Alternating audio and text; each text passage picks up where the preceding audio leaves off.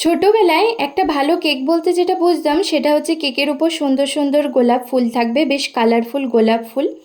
এছাড়া cherry topping অথবা chocolate দিয়ে গার্নিশিং করা থাকলে সেই কেকটা মানে একটা দুর্দান্ত লেভেলের কেক।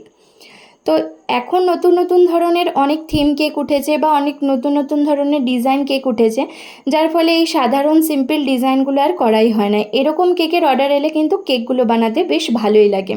আজকে ঠিক সেরকম একটা কেকের ভিডিও আপনাদের সাথে শেয়ার করে নিচ্ছি।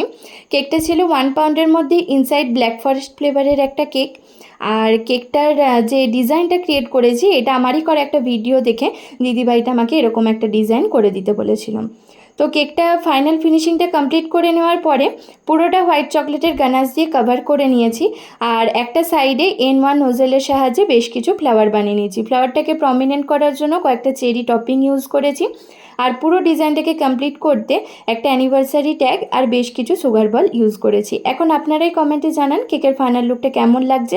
ভালো লেগে থাকলে অবশ্যই লাইক, কমেন্ট, শেয়ার আর চ্যানেলটা সাবস্ক্রাইব করতে ভুলবেন না।